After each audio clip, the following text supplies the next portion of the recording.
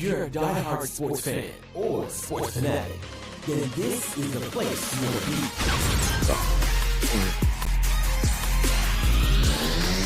be. You're now listening to the Bra Amigos podcast, the best place for all sports everything. So pull up and let's go. You heard the man. Pull up and let's go. Bra Amigos podcast in the building. Price and Rob, as usual, holding it down for y'all on the regular. You know, we got to come to you guys today with a banging podcast as usual, you know, and we got to talk a couple things. Little NFL, little NFC South predictions. We're going to talk a little bit of MLB, actually a good bit of MLB, because, you know, it's All Star. All Star is coming up. That's what we got to talk. So where? Welcome to Atlanta, where the Yep. Where the players play, baby. Ride on them thing like every day. But you know, you know how it is. So strap in, you know, get your drinks ready, you know, just be ready to just kick it with us, you know, sit back, relax, chill. Just chill. We got you. You know, got you. And as usual, don't forget, like and subscribe right there. Oh, y'all see that? Like and subscribe. Movie magic. Like damn. That's always coming from us, you know. It's free. And $3.99. it lets us know that you like what you're seeing. That way you can go ahead and put us in the algorithm. You know, we can get the views and spread the word. Let us algae rhythm down the river of data. Yes, of Bra Amigos podcast. You already know. So, first of all, we're going to start NFC South predictions. Look at all that. Just look on the at bottom. Just a river of content. And to start, we're going to start with, where will the Bucks stop, Rob? Ooh, that is a great question, because the thing about it is, we're gonna talk about all the teams in the NFC South, and we gonna really try to do our best to talk about the teams in the NFC South. Starting with this one, because the thing about it is, this one has a stacked roster, especially when it comes to wide receiver. They just got, you know, Igbuku from Ohio State. You got Chris Godwin coming back. You got Mike Evans coming back probably for like next to last year.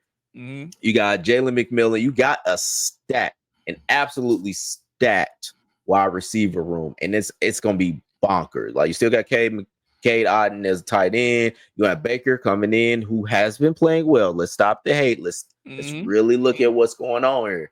Let's stop the hate on Baker. He is legit now, but the defense is much to be seen. We don't know. I don't know what's going to happen with this defense. You know, they got Jamal Dean. They got some still players that they've had for a while. You know, like Vita Vea, you know, those kind of guys. But, like, this is a stacked team to basically contend with, and I think it's going to basically be good for the playoffs.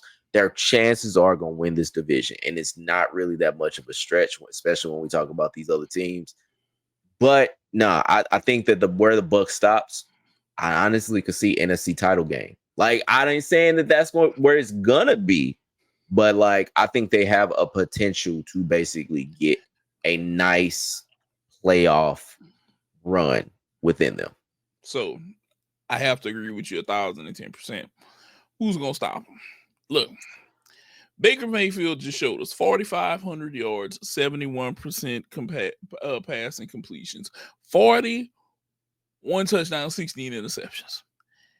That sounds like a quarterback that you want on your team right there. Now it raises a bunch of eyebrows. Could he have gotten that done if he was in Cleveland?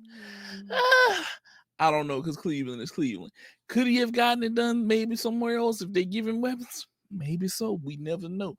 But what we do know, that Baker Mayfield at the Tampa Bay Bucs got it done. They were a little split on home and away. They were like 5-4 at home. They were 5-3 on the road, but nonetheless, they were positive on both sides, home and away. Right. Bucky Irvin, 1,100-yard rusher. Mike Evans, another 1,000-yard season. look, a lot is going in the right direction for them. And in this division, should be an easy dub, bro. It's gotta be. It's gotta be. Like, I can't see these other teams supplanting this team. Like, it'd have to be something bad that happens. And that's just really it. Because this team, like, they're stacked. Like, Baker should have no shortage of like 4,000 yards this season, especially with this receiving core and the backfield, like Rashad White and Bucky Irvin, who you just talked about. Like, those two guys on this team, it's a wrap, my dude. Tampa Bay is poised to make a run again. Tampa Bay is a team that maybe can surprise a lot of other teams because they have a pretty good defense. The offense is there. This is going to be another year running together, like you said, better wide receiver core this year. They are going to shake the NFC South no matter how you cut it.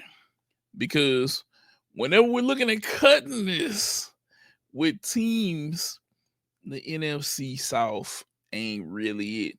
But with that being said, we're going to take it from Tampa Bay to, welcome to Atlanta, where usually it be the players play, but not with this Atlanta Falcons team because we're not quite sure just yet. We're not quite sure what is it going to be whenever we're saying the welcome to Atlanta this year. My opinion, Rob, it's so many questionables. This Atlanta team is almost like a questionable hand of spades, right? Ooh, yeah. It's like it's like how many books you got? I don't know. I'm seeing a 9 of clubs. I'm seeing, a jack of spades. Like, I'm seeing there's potential here, but it ain't no wins here, dog. And it's really more because like they're in a state of flux.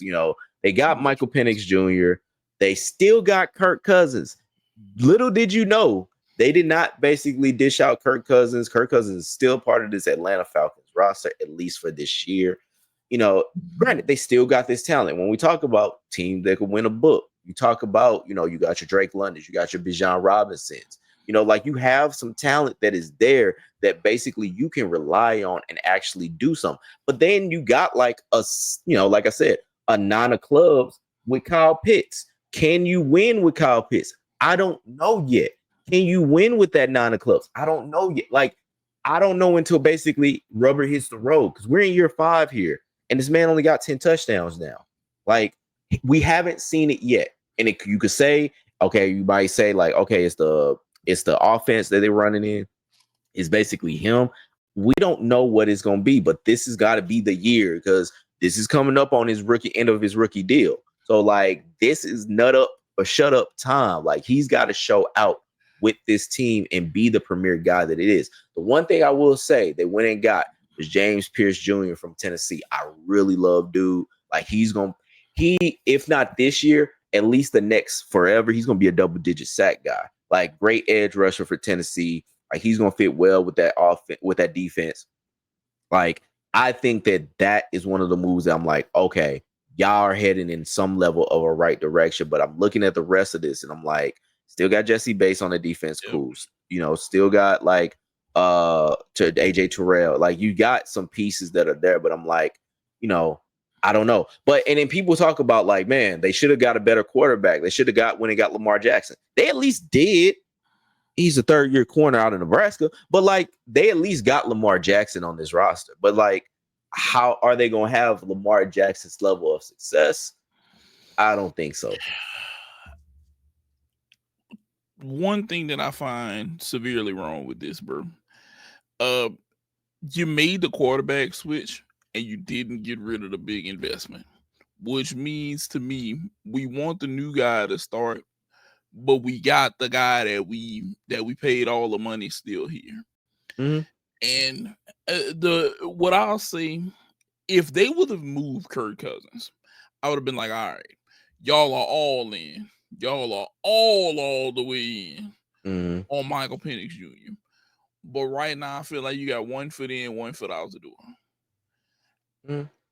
Kurt, we know we all know, and you know because you're a Vikings fan, and me and you've had this discussion many times about Kirk Cousins being a Viking, and you were like, Kurt ain't gonna take me to the promised land, Price. Kurt is gonna take me to the front step, and he gonna leave me right there.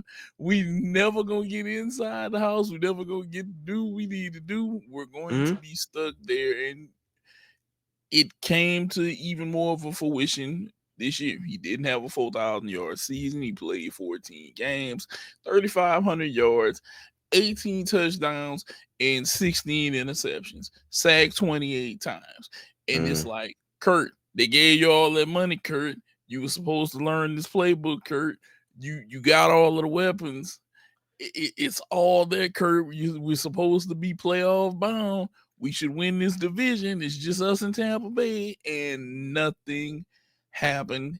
8-9, a bad season. I mean, you went to the young guy. Right. He did have, like, the one thing I will say, like, that people just casually forget about, he had like a 500-yard game, like, on Thursday Night Football. I'm trying to look it up because I'm trying to remember the exact stat, but it was like he had a great game. It's just that he didn't play well. And I'll be the first one to basically be like, he didn't play well the last season. Actually, that game was against Tampa Bay. That was 42 of 58, 509, 72%, 4 touchdowns. But you threw 4 touchdowns twice and 3 touchdowns once. Rob, that's 11 touchdowns. That's 11 of the whole 18 he threw all season. That is true. He started well and just did not end well, and that's really what it comes down to. And he lost his job. He lost his job because he didn't play well, and they wanted to get Penix in there because we talked about it on this show. I think that basically the Atlanta Falcons wanted to eat their cake and have it too. They wanted to get Kirk Cousins as far as a pro. They really liked him. They really liked what he could do. He was coming off Achilles, yes, but he did at least have some games where he played well. But they also wanted the future, even though Michael Penix Jr. is not young, not a spring chicken in any kind of way. But it was just like, we love this dude. We really want him too. And they were just going to make it happen. And so it still is not a great strategy, but it could be. It's not, we're only year one into the whole thing. So we don't know what it's going to turn out to be. But yeah, they didn't give away Kirk Cousins. It's just like they couldn't. I don't think they could. I think that, like, this year they have a potential out, but like they just couldn't, and they didn't want to like eat up most of that contract. Yeah, and the one flaw that I see with drafting Penix was this: he was like a 24-year-old at the time, 23, 24-year-old quarterback. Most of your really good quarterbacks come in around 21, 22. By the time they get quarterbacks coming around 22. Around 21, 22. By the time they get to this age, 23, they've gotten their feet wet. They know what they're doing. He's past feet wet time, and he still hasn't got his feet wet. We looking at he'll be 28 before he gets NFL feet wet. Yeah, he's not Brandon Whedon, but he's not like, what our typical rookie. It's just. Yeah, it's going to take time for him because he wasn't really all the way healthy and all the way ready to basically be the starting quarterback either. Like, and having Kirk would have been a good bridge if basically he actually played well. Like that was the thing. This is going to be very interesting if he can fast track himself on the curve to get where he needs to be able to replace Kurt, to make them be a very viable team right now in the NFC South. Like I said, this team is just like a bad hand of spades, bro. It's a bunch of possibles in here. Yeah. It's not no for sure books. We don't know what's going on. We can't really say, hey, bro, I got you covered this many. Look, Atlanta is looking like another disappointing negative year. I'm saying 10-7. 7-10, 7-10, not 10-7. I wouldn't even go that high. I basically wouldn't even go 7. I go like 5 or 6. They're not good. Like, I think with Penix, I liked Penix. I wanted the Vikings to draft Penix, but I'm not really sure when it comes to this team, like how good Penix is going to be. 7 might be reasonable as far as like expectations, but I'm thinking 5 or 6. I don't think that they're going to basically win that many games this Yeah, it is. That's going to be one that's going to be totally up in the air. Like I said, bad hand of spades. We will see. Now, as we move from Atlanta over to the Carolinas, Panthers sneaking to the top of the division, Rob? Did the Panthers crawling, sneaking to the top of the division? I mean, I think that they have a chance to basically be second, possibly is a long shot, but possibly first in the division, maybe even a wild card. They have talent that they're building up. And really, it's going to depend on the quarterback play. It's going to depend on if Bryce Young can show what he was showing towards the second half of last year, which is being a capable quarterback with weapons around you. They went and just got I think they went and just got T-Mac, right? Yeah. They went and got T-Mac. You know, they got, Adam Thielen coming back. Like they got, Xavier Leggett, like they got players, and they got like a guy that could take the top off defense with Jimmy Horn Jr. Like they have some dudes where it's just like, okay, this can be a start. And then you got Jonathan Brooks coming back. You got players that basically you could say, let's go ahead and really go and let's really take this to some motherfuckers. Like it just really depends on, and I also got Patrick Jones, who I love as a Vikings fan. I love Patrick Jones. They just did not keep him, could not find room for him. But like they have some players. They have this is a fairly built team, like fairly well built team. It's just that quarterback is going to be the biggest question mark for that team. And I think that Bryce Young can play better. He's starting to get it, starting to find his rhythm. Granted, with like the microscope being on him, being the first overall pick, and being like, former Heisman Trophy winner, all of that. But he played in the SEC. He played in like the best of college football, and he's played in the NFL for a few years. He's almost there. It's just that, can he basically take the next step and now become a contender, or at least close to a contender, somebody that we're thinking about being a contender? So when you talk about like wins, 7 wins, I think is a ceiling for them as well. But I think that they could push it, which that's not what you do with a ceiling, but like they could push it to maybe 8 wins, something like that. It's just that it depends on that quarterback and what he's going to do. Could we really see them 8 wins? So this is what I will say. I see the potential in this team.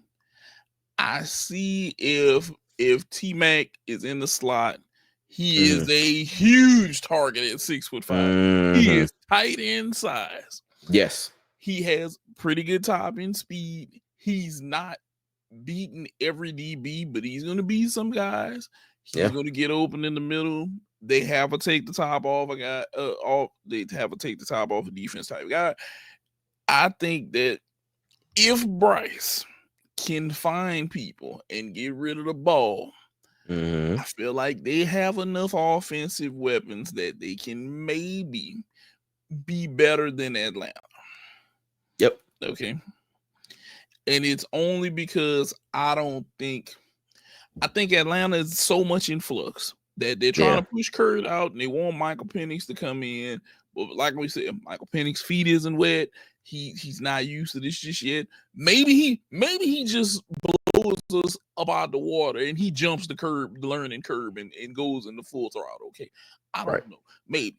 But if Bryce Young has improved and he's Heisman Award committed, he's making a run and he's doing what he needs to do, we could say, hey man, they could be something serious. They could hurt somebody. And you can surprise somebody in this division. And I'm going to be real with you. I looked at their first few games to start this year, bro. It's Jacksonville, Arizona, Atlanta, New England. That's their first 4 games to start. 3 of them away, 1 of them at home against Atlanta. Jacksonville wasn't that great of a team. Right. Okay. Arizona may surprise the hell out of us this season. Okay. Atlanta, just said, bad spades hand. New England, can they make the steps? Can they go forward? You might come out 2-2 early. Yeah. Possibly.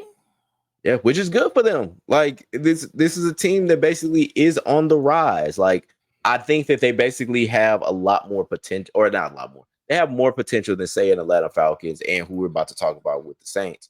But they're not what Tampa Bay is right now. And so it's really more like what can they do? Can they basically mesh and basically figure themselves out? Granted, they got shitty ownership. And how much is the shitty ownership and how much they're gonna basically be patient with this team as they're on the come up, as they have built more good players that they basically compounded on. What is going to happen? Like, is it going to be to where old boy Tepa's gonna basically be like, oh no, this ain't going fast enough. We need to speed this up. Oh no, we need to get rid of this guy. Like, what is going to happen with that in a volatile situation with that? So it's all questionable.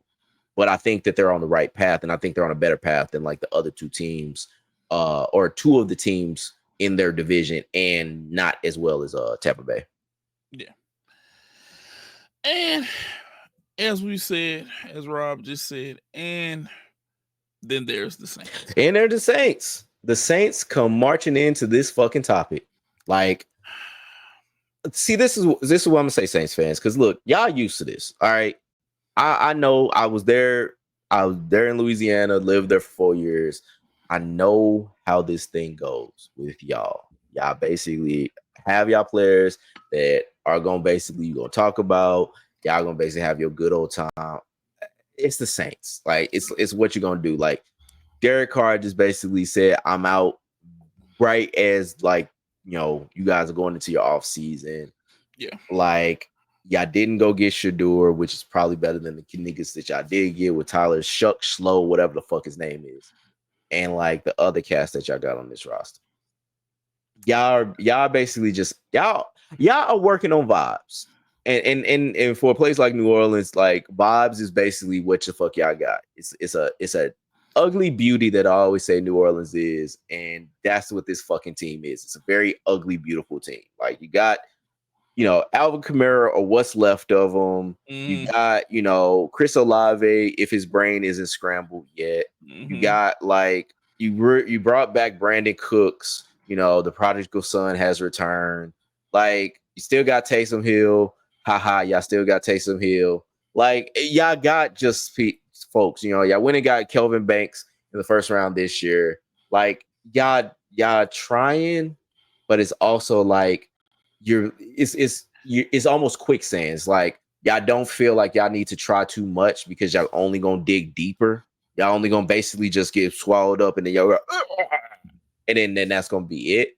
But like, look, all I can basically do is say, do what y'all been doing, drink, smoke, be merry, because y'all don't need to be watching the Saints. There's nothing about this Saints team that y'all really need to look at. I wouldn't. I just basically be like, look, let me just go ahead, hit up the stove, and then just basically do it like that. I wouldn't touch this team. Saints fans, this roster is like gumbo. It's a bunch of different shit in here. But unlike gumbo, this roster does not taste good. This is not the thing. I understand what's going on here, but I don't want to understand it because I feel like Spencer Rattler may be their best quarterback right now. I think he has a lot of potential. Show, I don't think it's gonna show me anything. Okay. And then, like you said, it's a bunch of hurry pieces coming back and older pieces that's coming back. You may have some younger talent here or there. You know, like Moochie Dixon, you know, Bubba Means, people like that. Yeah. Mason Tipton. But and Chris Tyree. Forgot about Chris Tyree. But outside of that, you still got Taysom Hill listed as like a tight end, which he's a gadget guy. Come on now. You gave him too much money. Nobody wants to tell you. Nobody's willing to tell you. Somebody should though. Like you should probably not have that. Yeah. He's a guy that's a jack of all. Well, they call him a jack of all trades, but he's shown me much of nothing in a lot of places. he's so questionable to me, bro. It's ridiculous. Yeah. I'm just because like the thing is with the Saints, they're always in cap hell. Like they always basically just not really having much to them. And this is just one of those years. Like like the division basically is winnable because you only really got one other team that actually is really good. But like it's just like, you know what? Let's not. Like it's one of those things. It's like, man, I gotta go get up. I know I gotta get up. All right, let's go. All right, man, fuck that shit. Like it's just like, man, like y'all basically the Carmelo meme, like where he basically not meme, like the gif where basically he like runs on the court, has the ball. You just saw the message. Yeah. Sorry. That's inside information. Don't worry about that. But and early, but no, it's like where he basically got the ball, like the ball was coming in out of bounds, and he like pump fake. He's like, nah, that's basically what the Saints is right now. Yeah, it is. Like, bad. It's bad to the point where I don't know if they'll ever recover because I feel like two things got the Saints to this point. Keeping Drew Brees too long and not retooling and passing on Russell Wilson whenever he was available the first time. Whenever you had a substance of a team that you could have put Russell Wilson in on, you don't have that anymore. You didn't get him, which you made a horrible effort to get him. Okay. And on top of that, now you're looking like how can I say this the kindest way? Don't be kind. Just say it. Oh, okay. Well, you're looking like a shit show. You're looking like a total shit show right now. I mean, yeah, because it is what it is. But we have to be honest about this, Saints. You messed this up. You messed this up big time. Like I said, the Russell Wilson time, whenever you had a chance to get him before he became the memes of let's ride over in Denver, you could have had him. This could have been him. But instead, you let him suffer, and then he went to Pittsburgh, which Pittsburgh has, for some odd reason, decided to throw him away for a guy who we have crucified multiple times, and they're hoping that they're going to win a championship, and now they've let him become a New York Giant. Oh, how the world turns.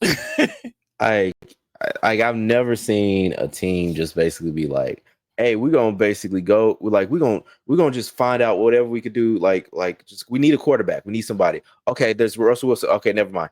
All right, there's Justin Fields. Okay, never mind. All right, we got this other. Okay, no, let me get the. It was basically, you remember, like in Don't Be a Menace, he's like, and I'm not saying that like Russell Wilson or Justin Fields is like the black girl. It like that. He's like, hey, like he tapped on the shoulder, like, hey, tap, can you tap that fine motherfucker right there? It is like my milk of magnesia. Tyler Shuck is that milk of magnesia because he's probably as old as how she looked too. Like that man, like he's old and busted. So like, but they were like, he looks the part, sounds the part. Let's go get him. Like, this is completely ridiculous on what this has become. And this brings us to our next topic. It's MLB time, baby. And the first thing that we want to ask you guys is Ronald Acuña dunking the big dumper. You decide. Rob, what do you think? Do you think he's dunking him? See, in the time that we've had this show, we are truth tellers. We speak truth to power. We speak truth to people. We speak truth to sports. That's what we do here for Bramigos podcast. So when we see that there are people that aren't living in truth, we look to call that out whenever possible. So I don't know if you guys heard, but Ronald Acuña Jr., great player. Love him. Great player. Absolutely love him. Said that he was going to bow out of the MLB All Star Home Run Derby to basically have Matt Olson take his place. Now, granted, you would think, okay, there's a lot of people that are bowing out of Home Run Derby, bowing out of the All Star game because either they want to take a break or they basically want to whatever. But he just said he's going to bow out of the Home Run Derby, not the game, not any other time period, but the Home Run Derby in particular. And guys, you know who is also going to be in the Home Run Derby. I know you've heard his name. You've been hearing about this man all season, rightfully so, because he has been stellar. And that man is Cal Raleigh, also known as, or if is the kids in the hood say, AKA the Big Dumper. Ronald Acuña Jr. We're going to say it right here on this show. Ronald Acuña Jr. is ducking Big Dumper. We need to talk about this. This needs to be a story. All right. This needs to be said from the mountaintop that Ronald Acuña Jr. is ducking the Big Dumper. Mr. Nate, if you will, could you put on the scroll that he's ducking the Big Dumper? Because we need to talk about. I'll do you one better than that. This is what we're going to do for the people. We're going to make this breaking news. Breaking news. Right the Big Dumper. Right gonna make all that a breaking news, and he has to be, because as of this time right now, which would be 2:40 Central Time, right before we started this recording, that man Ronald Acuña Jr. went yard in his first plate attempt as a Brave and hit a home run. But yet is backing out due to back issues right now. And it's like, come on, really? Really, big dog? You out there playing right now? You know what? I think, we do need to actually talk about this because he might have back issues. You know what? Because he's been carrying a lie for a while now. And so maybe that has hurt his back. And you know what? He's thinking like, man, I'm seeing somebody that's going to knock me out of this whole tournament. Because it's usually like a tournament kind of thing. Yep. I see somebody that's going to knock me out. And I need to basically I can't do it, dog. I can't handle this. I can't do this. Like, I need to basically bow out of this because somebody going to knock my back. They're like, go break my back and break me down in my hometown. Because think about it, guys. Where is the All Star game going to be playing? In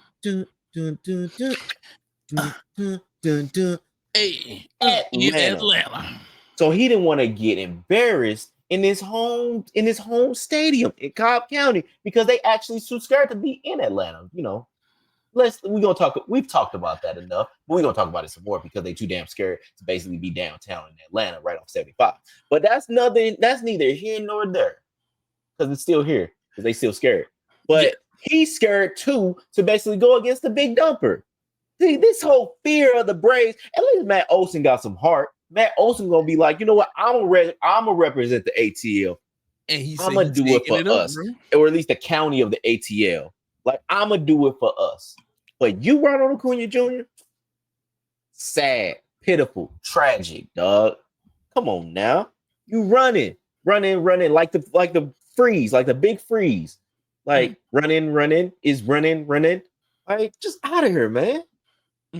He got to get that up out of here. But while we're on the subject of All Star, of all of the teams that had only one All Star this year, who do we think could have multiples next year? Rob, who do you think is next up to have multiple All Stars this year? Well, next year, because we do have some teams that only had one. Okay, but you have teams who have multiple. Seattle had multiple. I want to say Houston had multiple. New York, multiple. It's a lot of, actually, New York had like 3 or 4. Well, New York had 4. It's a lot of teams had multiple people. But who do you see on this list that only had one, that maybe we can point to another guy that's up and coming, running, that could maybe get one going out of there too. So let me run down the list of who basically only had one. So we had my Cardinals, we had the Rockies, the Braves, the Angels, we had the White Sox, the Pirates, the Brewers, the Orioles, the Rangers, the Reds, and the Twins. So all those teams only had one All-Star that basically is going to Atlanta this year, or Cobb County this year. Yep. So usually, because if you guys didn't know, for when it comes to MLB All Star, every single, and I think all the All Star games for every sport is like this now. But like every team has to be represented by at least one person. Right. So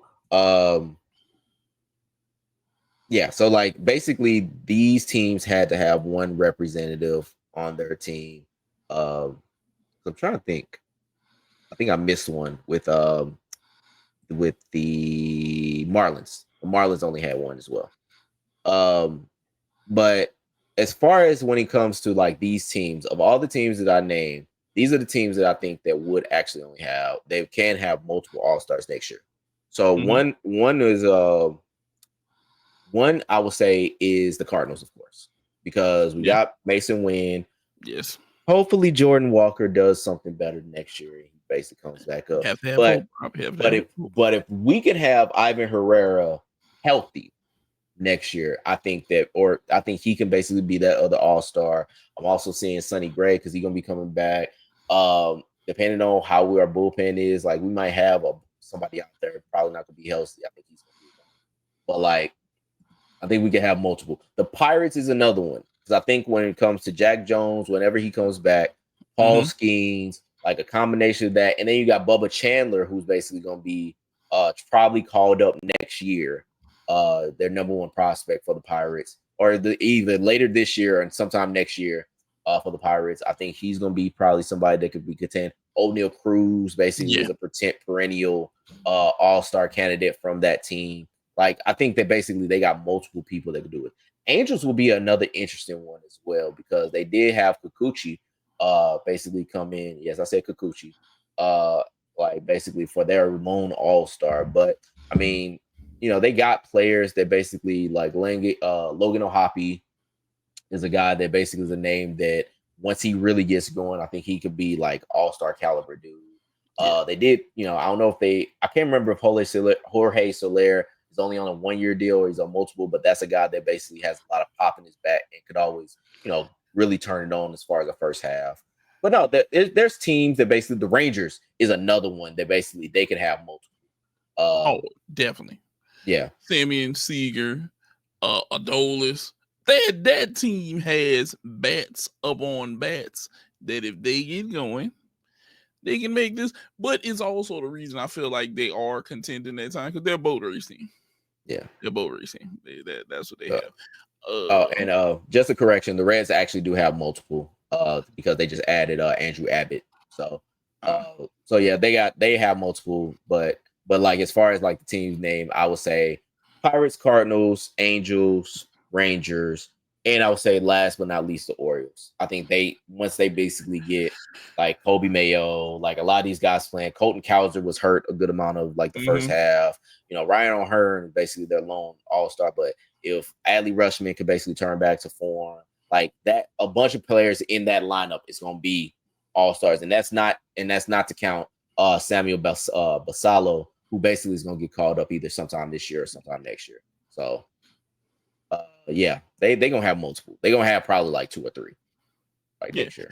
And granted, also, you never know where Mully might be. If Mully's hitting good, if he's feeling good, he's always a guy that can maybe show up. Yeah, shout out to Cedric Mullins. Yeah.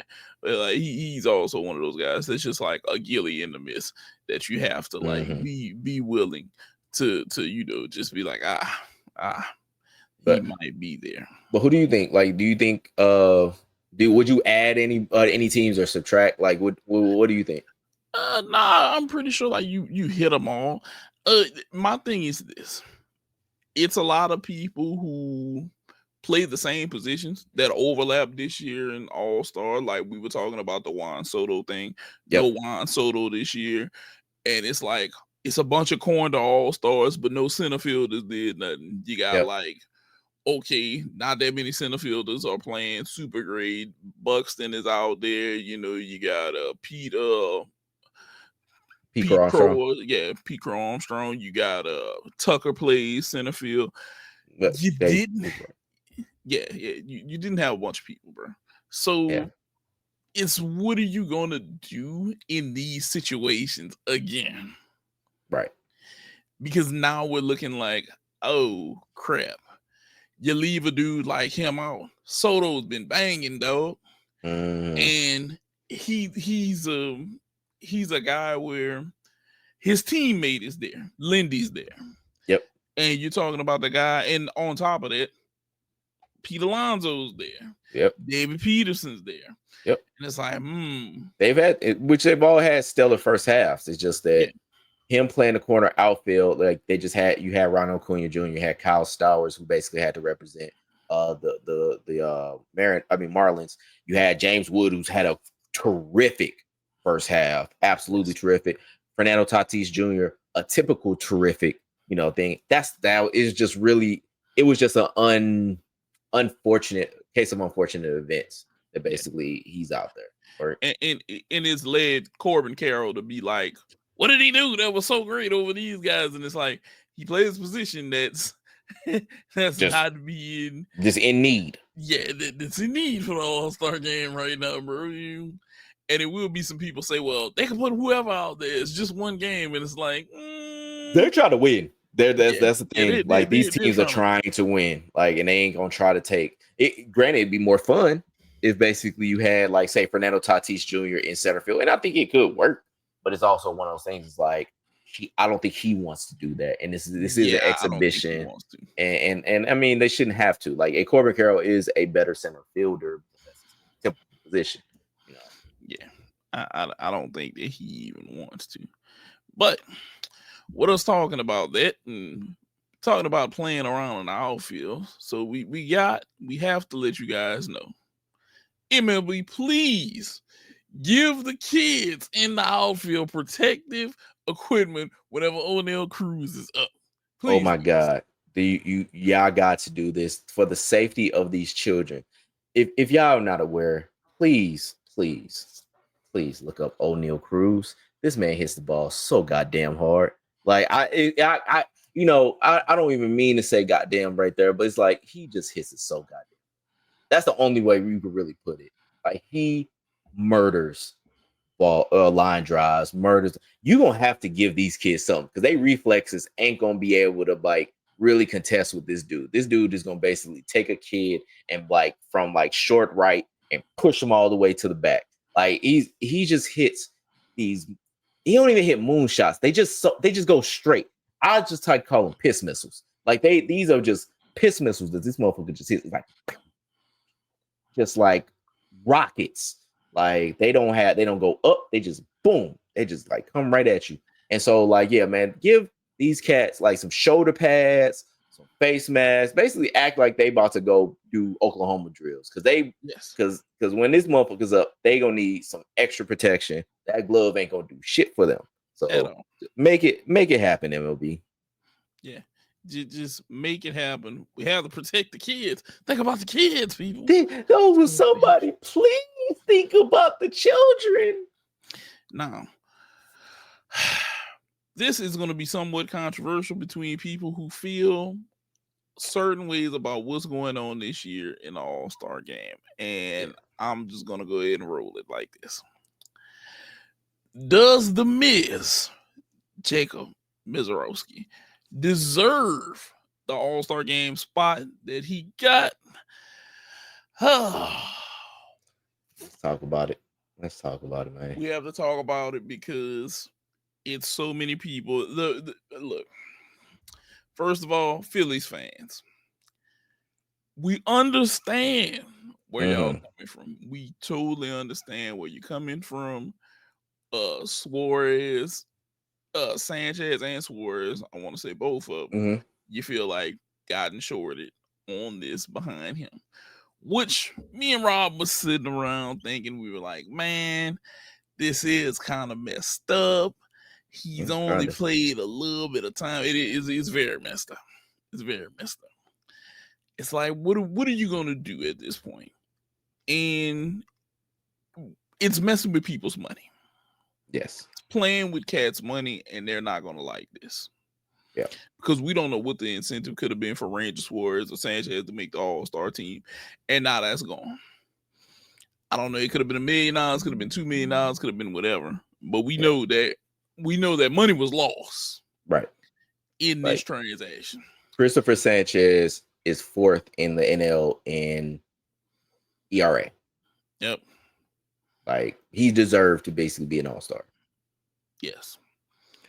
And if you want to look at other just straight up pitching stabs, like, okay, so let's just take a look. If we're going to start talking saves, well, that's Robert Suarez. If we're just going to straight up talk, we're looking at ERA. The Phillies have Christopher Sanchez at 2.59, Zach Wheeler, the other A's 2.17. Ranger Suarez has been having a great year. They have Jesus Luzardo, who's also been having a great year for them. Phillies fans have a point. Yeah. Oh yeah. The players had a point. Like Nick Castellanos basically said this is it's like Savannah Bananas. Like Trey Turner had a comment. I don't have the comment in front of me, but like he was basically saying like this isn't right. This isn't. It really isn't, because thing about it is Jacob Mizorowski has played well, but he's only played well in 5 starts. He's only logged 25 innings. That's it. That's it for the whole season. He's only logged in 25 innings, and he's an all-star. He doesn't deserve to be there. Like, you, even if you basically are like, well, this is about future stars, this is about, just like trying to grow the game with a guy that's young and all that. You could say Paul Skeens only had 11 starts before he was an all-star last year, but that's at least 11. Like, it's only about 80-something games that's happened. So you can at least say he pitched, a good amount of like an 1/8 of the season or whatever at that point. Like Jacob Mizorowski has only pitched 5. So it's not the same. Like, you got a guy that just hasn't really been there. And everybody knows when it comes to guys that are called up from the minor leagues, they get a hot start because not too many people have seen them, and it's hitters and fielders, or hitters and pitchers. Not too many people have seen them. They're getting used to them. But now basically you get to the nut cutting time, and now basically the dude flames out, or at least goes back to the minors because there's holes in the swing, or there's basically repetition in the pitches or whatever. Yeah. Like, the league catches up to you. And to basically have somebody that is going to be named an all-star when he hasn't really pitched all that often, and you got guys like Christopher Sanchez that have basically basically put in a season that is deserving of being an all-star, it is a slap in the face of guys that have basically put in a full season. And you got MLB, you got to fix that mistake. You cannot have Jacob Mizorowski in this game, man. Like, and I know it's too late. It's already been announced, and it's going to happen as it is. But this is fucked up, Like, it is a slap in the face of guys that are pros that have basically earned their spot. It's like, it's shitty. It's absolutely shitty. And I might be going off the deep end about it, but it's like Nate said, you got guys that basically have contract incentives on making all-star teams. And when you have deserved all-stars that are not going to get picked, it fucks up the validity of the game itself, and it makes it to where it's just like, oh yeah, you're just wanting to have a pickup game. It's like, no, man, this is for real. There's real consequences that are on the line. Yeah, and on top of that, this is how I want to just break it down for you guys. Jacob Mizorowski, you're looking at 5 games played, 2.81 ERA, 25.2 innings pitched, 33 strikeouts, 11 walks. You'll say, okay, 12 hits, 8 runs, 8 earned runs. It'd be like, all right, that's not bad. It's not bad. 5 games played, he's 4-1. But we're talking about a guy on the other side, and I'm going to use Ranger Suarez for my example right now. He's started 13 games, which is 8 more. He's 7-3, which you could say, oh, he's lost 2 more games. He's also won 3 more games. Okay. His ERA is a 1.94 right now. Okay. A 1.94, and he started more games.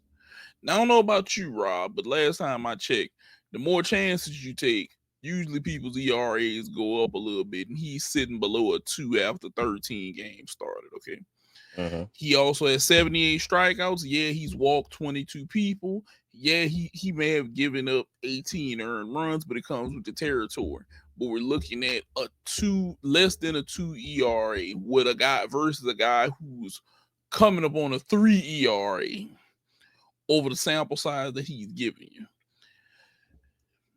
I understand why Philly fans are mad. I understand why they're kind of livid. The Savannah Bananas comment has some validity to it right now because Brew Crew, do you really think your guy deserved this start? Like, talk to us about this. Like, leave a comment on it. Like, we might be wrong. We might have it all the way wrong. You might be like, yeah, no, this guy really he's done well in these handful of starts. But I don't see it, dog. And you gotta have to convince me. Yeah, you're definitely gonna have to convince us on this one because I don't believe that this should have been something worthy of letting you come through and steal this start. Whether you give it to Suarez or Sanchez, it should have been another Philly. Clay Holmes, whoever. Clay Holmes. It could have been numerous guys who could have gotten this spot. Now, am I saying that Jacob is going to be a bad pitcher? No. Guy's 6'7" and he can throw heat. He can throw heat like hell. But it's the fact of the matter, we don't know. Sorry. Exactly. It is exactly what you said, though, Rob. We're living off of a 5-game sample size from a first-year guy doing this whenever there's a guy like Suarez, been in the league since 2018. This is 7th, 8th year in the league. He's out here pitching. He's playing really goddamn well. Matter of fact, this is like one of his this is the start to a really good season to say he started 13 games right now. That he started these 13 games, all 13 games he started, and he's 7-3. This is a year for him that he could have said, hey man, if I can keep winning, I might have a shot maybe at looking at a Cy Young, or at least being in the running for this. So now we've actually, gotten that thing. But before we do anything, we got a little surprise for you guys. Pause this. Bring this in. Last but not least, ladies and gentlemen, we're bringing the third. I didn't even know we was paused. Late as usual. He's late to the party as usual. He is our residential Atlanta Braves fan, and he must speak right now because Rob was just getting on him, and we gonna flash it again. Is Ronald Acuña ducking the big number? Is he? Talk about your mans. Like, come here and basically come in favor of your man. So come on now. All right, now, come on now. He's been having lower back pains. He doesn't want to. His focus is to get into the playoffs. The man is having back pains.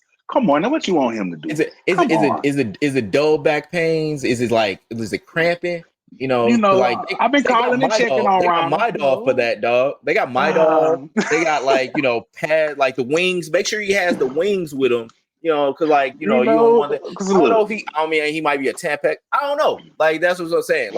This whole lower back pain, it ain't hurting him from basically going 3 for 5 against the Cardinals. It ain't hurting him from basically hitting solo home runs against the Cardinals. So what is it? So what is it with I don't want to play in the whole All Star or in a home run derby because man, my back hurt, but his back ain't hurting right now when the home run derby is in a couple days. I told him to play through it because we are specifically playing the Cardinals.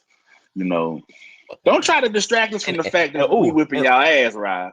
It's 5-3. We win. I didn't check today. I'm about to say yesterday we won. Yeah. Well, welcome to today, my nigga. This is 5-3 right now. We are winning. All right. Go. What inning we in?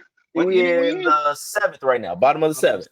Bottom and we 7? at home. Okay. Yeah. So shout out to Young Pozo. Our hitting catchers right now is absolutely been killing it. And that's just like, no, go ahead. I'll give you the floor. So I've been speaking a lot today.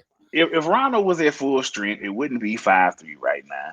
But when you got back pains, when you are carrying the team, of course, it's gonna come with a little bit of flack.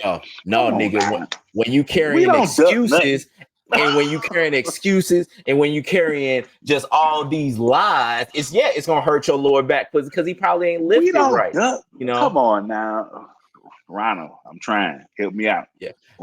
Help me out. I'm trying. How about you live the truth, Ronald? All right, live a truth, Mr. Acuña Jr. And just we trying over you here, are Ronald. ducking big dumper. You are ducking. You see what you making us Braves fans have to go through. Yeah, because he want to basically bow out. Oh man, no, my back hurt. I don't want to go at home because he don't want to get embarrassed. He out there in Cobb County can't even represent Atlanta right. He can't even represent Atlanta in the motherfucking home run derby. Like, guess the old team is a fallacy. Let me bring it down to reality for a second. Let me get my fandom out the window. But when he was announced as going into the home run derby, I was a little surprised. I don't even think he was top 10 total wise. So I was like, maybe it's just because he's the hometown man. And I was like, I felt like maybe Austin should have got that nod in the first place for the hometown person, But I know he's the popular star on the team. Everybody loves Ronald Acuña. But just be honest. Just say, you ain't with it. Just be honest. Just be honest. Say you ain't with it. Yeah, just don't lie off top. Just if be you, like, if you feel like you only can go out there and get 2, just be like, I don't think I can knock him in. Nah, man. That man saw a switch hitting catcher from Seattle and basically was like, I can't do it. That man was like, no, my back boy, hurt. Ooh, man, nah. Ooh, man, I can't do it. Ah, man, the rest of the back hurt. Ooh, nah, man. It's all stiff. I'm gonna still play. Player, Big Cal, my favorite non-Braves player. Man. I love him, man. That is my parlay king right there. Hey, he's putting in work. And I'm mad because he just hit that grandy and I didn't have him on the ticket. I was mad. I cannot understand like how good, because it's a catcher. He's a switch hitting catcher and like hitting damn. He basically like went off of Barry Bonds' like first half thing. Like, man, it's fucking nuts, dude. That's a catcher. That's wild. Yep. Bonds had 39. He had 38. Yeah. Can he get 2 more before Monday? Yeah, tomorrow. It's possible. Yeah, it's possible. I don't know who they playing. It's very possible. They play. They're actually playing the Tigers right now. I don't want to know. All right, this is my little quick question. I don't know if y'all talked about it on the show today or not, but like, do y'all think Cal could get 73? No. I think he slows down tremendously.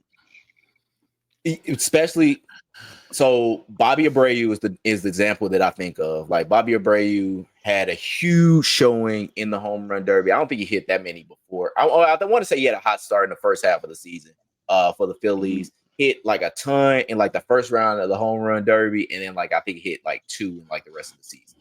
Like, it's hard, like, because it takes like the home run derby itself takes a lot out of you, and that's why you have cats that don't actually do it because they say they want to rest up for the rest of the season, because it's a lot and it's a lot of repetition. It's not just taking batting practice, like it's literally taking batting practice on steroids in front of a lot of people, and so like it's a lot of pressure and it's a competition, and you don't at least have as much rest because now you basically are playing in this extra competition right before you're about to start the second half. So it's like I don't think 73 and 73 is just a crazy fucking number. Like, Barry Bonds doing that shit, he was a god amongst men doing that shit. And you also have to think about the amount of copious walks that he took that season, because somebody brought up a point that they think that he hit 73. But think about if they didn't walk him so much, he probably hits 80 plus. Yeah. So that's insane. 80 in a season. Well, if you think about it, it's if we break it down in baseball logic, if you bat 300, you're looking at 1 out of 3 basically a game, getting at least one hit. Then you have the breakdown that there's 162 games. Okay, I'm only asking you to hit a home run every other game or so. Mm-hmm. That's it. Minus if you get hot, you have a game, multiple home runs, or anything like that. If you break it down just like that, there's 162 games. If you had to hit 80, that's one every other game. If you did it at a consistent pace, does not count. I hit 2 today, 3 here, or I might have had a bad spot here or there. I think it's possible. I don't think that we're going to see it because they learned a lesson with Bonds that if you see a hitter like that, just walk his ass. Yeah. You're not going to do it to yourself. Multiple teams have showed this. Seager and Simeon were hot the other night. They saw Corey Seager step to the plate. They didn't even hesitate to walk the bases full. And I was like, this is a perfect example of if the guy is hot, I'll walk the bases full and ain't worth it. Like, hey, bro, let's try to make a play at home plate. Good, try to make this play, get this out, make the out somewhere else, because I'd rather either him only get one or the guy behind him beat me versus he hits a 3-run shot and I give up 3 right now for sure. Yeah. They did my boy Cal there the other day. I was watching in the first 2 at bats. Walk. I'm like, damn, I don't even give him man a chance. Hey, boy, hot. Like I understand basically not wanting to do it because it's like he's been killing it. He's been fucking murdering it. Hey, and the ERA incentives make you think twice before you do stuff, man. Like, man, this man gonna cost me some money. Like, no. Yeah, the ERA incentives make you think twice. But we were able to bring in our third Bromigo, even though it's the end of the line. But remember, like I said, you guys, you gotta always remember to like and subscribe. It helps us out. Just like that, you hit the button for us. Click. Go ahead and remember, it helps put us in the algorithm. It helps us get live with the thing. Rob, anything else you want to say before we get going up out of here? So good night, Canada. Good night, Taylor Swift. But I want to put a bug in the ear of a major league team right now. Let me just talk. And Nate, I want to put earmuffs on. Like part of this conversation, I don't want you to really hear. Like this is a little sensitive for you. So earmuffs, please. So hey, so we good? All right, Yankees, come close. Come here. I just want to talk to you right quick. I just want to talk to you real quick. It's like, look, I see what you're doing right now. You just DFA, DJ LeMahieu, it's coming in time, and now you move Jax over to second, So Jax was doing the 5 and 3rd, whatever.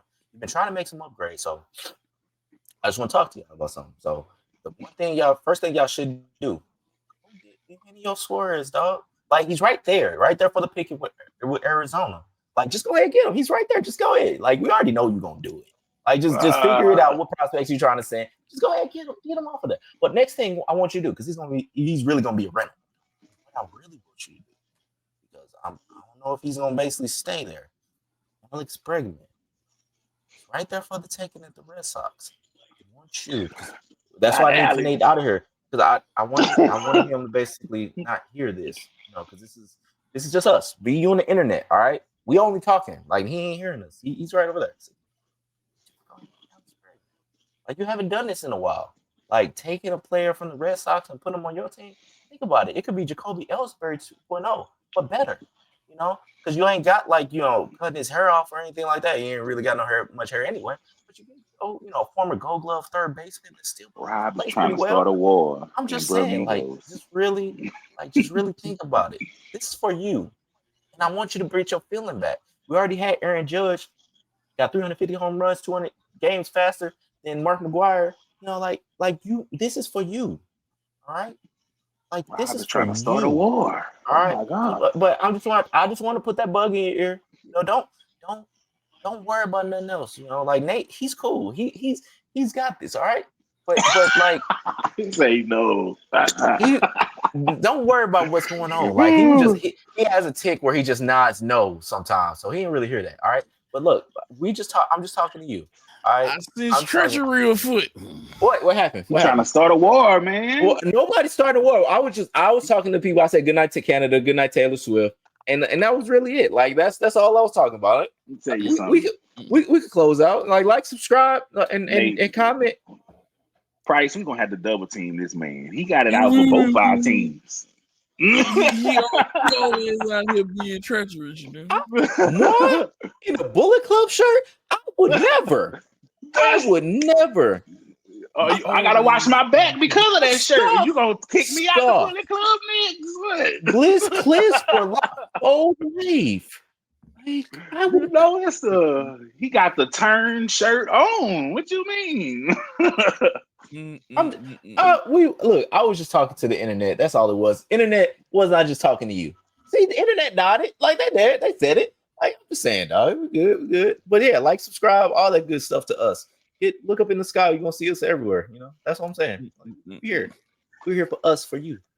And we'll go ahead and get out of here on that note. We'll see y'all later. Peace. Thanks for checking out this episode of the Bra Amigos podcast. Make sure to like, comment, and subscribe so you never miss an episode. Do what he said.